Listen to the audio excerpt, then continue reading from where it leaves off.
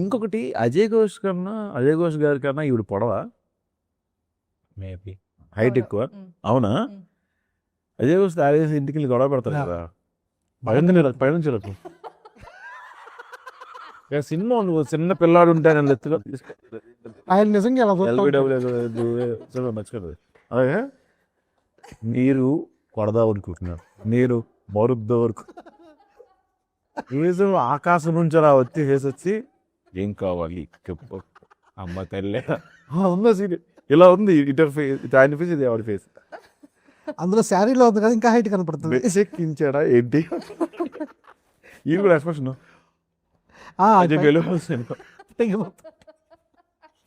ఇంకొక డౌట్, ఒక ఫైట్ ఉండాలి కదా. ఏది ఫైట్ ఉండాలి కదా ఒకటి. ఎక్కడ? అదే చెప్పా వాళ్ళంతా షూట్ చేశారు. అదే నాకు చెప్పినప్పుడు చాలా ఇష్టమైన ఫైట్ అది. బట్ అదే ఇది సినిమా అందరికి నచ్చిందంటే ఇది యాడ్ చేద్దాం అనేది ప్లాన్. ఎవరు ఫైట్ చేస్తారు? అది ఇతనే అలా వెనక్కి చేతులు కట్టేసి చెట్టు కట్టేస్తాడు. ఇంటర్వెల్ తర్వాత బుజ్జమ్మ కోసం ఊరి మీద పడతాడు. ఆ ఊరి మీద పడే ఫైట్ అందరి ఒపీనియన్ వల్ల కొంచెం దీన్ని పక్కన పెట్టి ఉంచుతాము. సినిమా హిట్ అయిన తర్వాత యాడ్ చేద్దాం.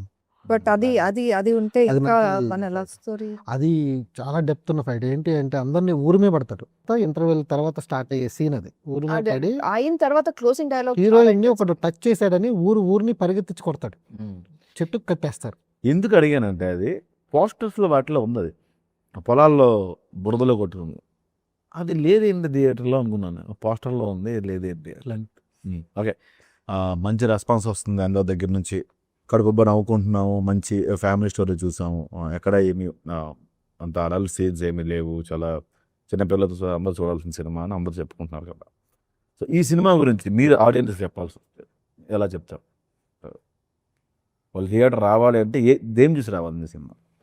ఇది మన ఇళ్ళలో జరిగే కథ. అర్థం అంటే ప్రతాప్ బుజ్జమ్మ అనేవాళ్ళు హీరో హీరోయిన్లో చేసిన సినిమా కాదు.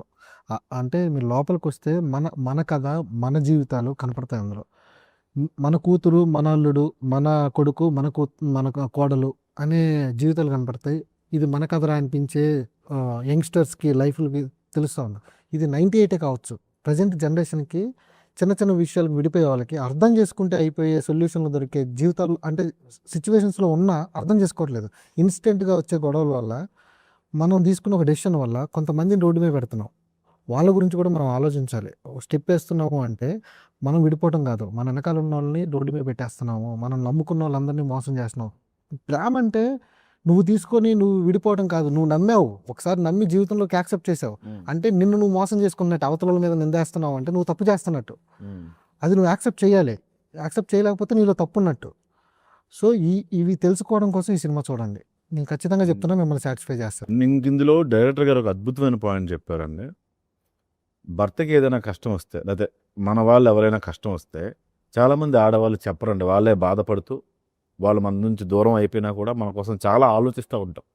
అలాంటి బుజ్జమ్మలు చాలామంది ఉన్నారు. మనకు దూరం అవుతారు కానీ మన సమస్య ఏంటో మనకు చెప్పరు. చెప్తే ఇటు బాధపడిపోతాడేమో అని ఆ పెయిన్ అంతా వాళ్ళే తీసుకుంటారు. అలాంటి బుజ్జమ్మలు, అలాంటి బంగారు తల్లులు చాలామంది ఉన్నారు. అండ్ భార్య ఒక సమస్య నాకు ఉంది కాబట్టి నా నుంచి వెళ్ళిపోయింది, ఆ పోతే పోయింది బొంగు, ఇంకో దాన్ని చూసుకుంటా అనే అహానికి వెళ్ళిపోకుండా ఆ సమస్య తనకి క్రియేట్ అవ్వకూడదు, తనకి మంచి లైఫ్ నేను ప్రామిస్ చేశాను కాబట్టి అలాంటి లైఫ్ తనకి ఇవ్వాలి అని పాపం వేరే ప్రతాప్ అయ్యేదాకా ఎలా నిలబడ్డాడంది ఈ సినిమా. సో మీరు థియేటర్కి వస్తే ఖచ్చితంగా ఎస్, నా హస్బెండ్ కోసం నేను ఎలా నిలబడాలి, నేను ప్రేమించిన అమ్మాయి కోసం నేను ఎలా నిలబడాలి, నేను ప్రేమించిన అమ్మాయి కోసం నేను ఎలా ఉండాలని ఖచ్చితంగా ఈ సినిమా మీకు చాలా నేర్పిస్తుంది, చాలా చెప్తుందండి. నవ్వుతూ నవ్విస్తూ మంచి మెసేజ్ కూడా మీకు ఇస్తుంది. దీని మీద తిరువురు గారు ఏం చెప్తారు? సినిమా ఆల్రెడీ థియేటర్స్లో ఉంది కాబట్టి నేను ఎందుకు చూడాలి అనే దానికంటే ఏం ఎక్స్పీరియన్స్ చేశానో చెప్తారు. థియేటర్ విజిట్స్కి వెళ్ళాం మేము మొన్న వెళ్ళినప్పుడు. ఐపీఎల్ సీజన్ ఉంది, ఎలా తీసుకుంటారో, వస్తారో లేదో, ఇలా చాలా ప్రశ్నలు ఉంటాయి నాకు. కానీ వెళ్తే హౌస్ఫుల్ షోస్ చూసాం. గ్రేట్. అండ్ తను స్టేటస్ కూడా పెట్టింది Insta story live that to weekend double headers ఉన్న టైంలో, రెండు మ్యాచెస్ ఉండే టైంలో హౌస్ఫుల్స్ చూసాం మేము. అండ్ పర్టికులర్గా ఉమెన్ ఎక్కువ కనెక్ట్ అవుతుండే. చాలా మంచి సినిమా తీశారండి. నిన్న మ్యాచ్ ఎక్కడ ఏం తెలుసా? హైదరాబాద్లో, ఉప్పల్లో. అయినా కూడా థియేటర్ అవును. నేను అలా చూసిన తర్వాత అంటే ప్రాబ్లం, సొల్యూషన్, ఫ్యామిలీ వాల్యూస్ ఇవన్నీ వాళ్ళకి చాలా కనెక్ట్ అయ్యాయి అనిపించింది.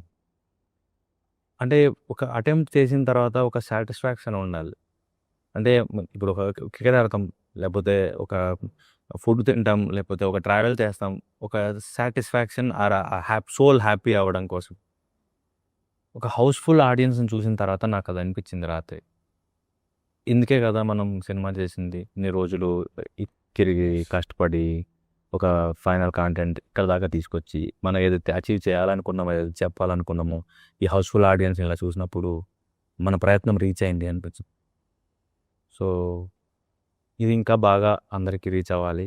అండ్ వాళ్ళు ఏదైతే ఎక్స్‌పీరియన్స్ చేశారో ఇది అందరూ ఎక్స్‌పీరియన్స్ చేయాలని కోరుకుంటున్నాను. Thank you Payal. Your turn. Like తిరు సెట్ మొన్న నేను అది స్టేటస్ పెట్టాను. ఎస్ఆర్హెచ్ మ్యాచ్ ఉన్న టైంలో కూడా హౌస్ఫుల్ అంటే నాకు it's my first experience SRH versus CS. Versus CSK and SRH. Okay sorry. తెలీదా క్రెడిట్? సో అప్పుడు నాకు ఇది ఫస్ట్ ఎక్స్పీరియన్స్ హౌస్ఫుల్గా, నా మూవీకి థియేటర్స్ హౌస్ఫుల్గా చూడటం. And a sense of satisfaction వచ్చింది. అప్పుడు ఏడ్చినప్పుడు కూడా అదే అయింది నాకు. That I felt like we have arrived and it's a really good project. And sense of achievement వస్తుంది కదా. The how many nights dates issues అవ్వచ్చు, ఏదైనా మిస్కమ్యూనికేషన్ ఉండొచ్చు, టైం ప్రాబ్లం ఉండొచ్చు, నైట్ షూట్స్ ఉండొచ్చు, when you're sick also you shooting ఉండొచ్చు. అవన్నీ you feel like now it make sense. And a sense of satisfaction మళ్ళీ మళ్ళీ కావాలి.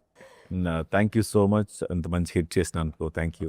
అందరూ థియేటర్కి వచ్చి సినిమా చూడండి. మీ ఎక్స్పీరియన్స్ ఏవైనా సరే సోషల్ మీడియా ద్వారా షేర్ చేసుకోండి. Thank you.